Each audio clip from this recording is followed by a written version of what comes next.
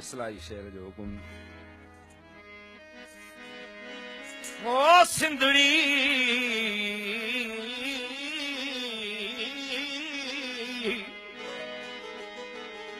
जॾहिं जट तो ते हुक्मरान थींदा त छो कोन नसुलनि जा नुक़सान थींदा। शियो आ काफ़र सुन्नी आ काफ़र मस्जिद मंझां हेड़ा ऐलान थींदा त छो कोन नसुलनि जा नुक़सान थींदा। सत्यानास क़ौमुनि जो थींदो वा तॾहिं लेखक मुबल्लिग बि दरबान थींदा त छो कोन नसुलनि जा नुक़सान थींदा।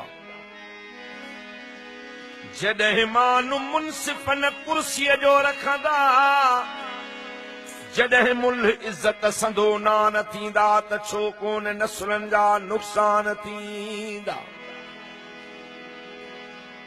सॼो ॾींहुं घर में भञदे खटोला रुगो ॾींहं जा ख्वाब महिमान थींदा त छो कोन नसुलनि जा नुक़सान थींदा।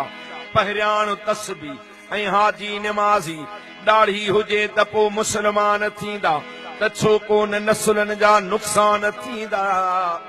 जॾहिं इल्म वारा मरन मुफ़लिसीअ में रेढार बकरार धनवान थींदा त छो कोन नसुलनि जा नुक़सान थींदा।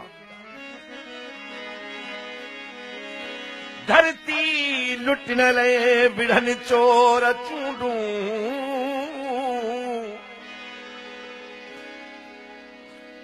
धरती लुटण लाइ विढ़नि चोर चूंडूं वरी वोट ॾींदड़ बि नादान थींदा त छो कोन नसुलनि जा नुक़सान थींदा।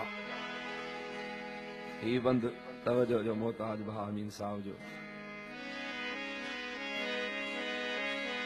जॾहिं माण्हू मुनसिफ़न कुर्सीअ जो रखंदा रुश्वत सिफारिश जा तूफ़ान थींदा त छो कोन नसुलनि जा नुक़सान थींदा।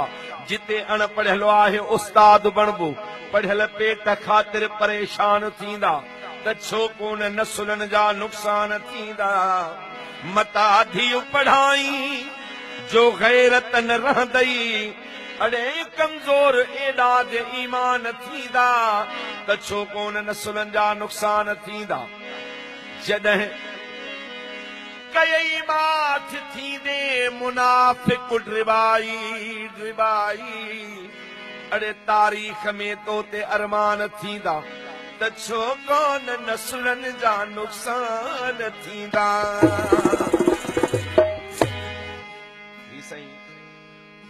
लतीफ़ सोणे ऐं ड्रिबाई साहब ख्वाब में लतीफ़ सोणो आयो आहे कुझु सुवाल जवाब आहिनि। अर्ज़ कई पंहिंजनि जे बारे में पुछंदे ॾिठो अथमि राति भिटाई सिंध ले रोंदे ॾिठो अथमि। चयुमि त अॼु बि सिंध जूं न्याणियूं कारियूं थियनि कूंज गिचिन खे कुसंदे किरंदे ॾिठो अथमि। राति भिटाई सिंध ले रोंदे ॾिठो अथमि। चयुमि त सिंध साई आ पर सुधरे न की वाग धणनि खे धाड़ा हणंदे ॾिठो अथमि। राति भिटाई सिंध ले रोंदे ॾिठो अथमि। चयुमि त होशू हेमूं ॼण ॼमण बंदि थी विया सिंध जे आबादी खे त वधंदे ॾिठो अथमि। राति भिटाई सिंध ले रोंदे ॾिठो अथमि। पुछई त भला मेहरान जी कहिड़ी हालत आ। चयुमि त अक्सर वारीअ खे उॾंदे ॾिठो अथमि। पुछई त भला क़ौम जो पेट गुज़र कीअं थो थिए। चयुमि त अक्सर ग़रीब खे बुख में मरंदे ॾिठो अथमि। राति भिटाई सिंध ले रोंदे ॾिठो अथमि। चयई त डिग्री जाली कापी कल्चर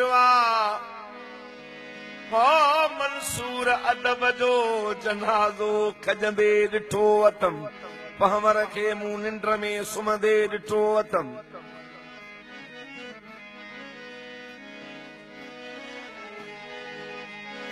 सूंह गुलाबनि जे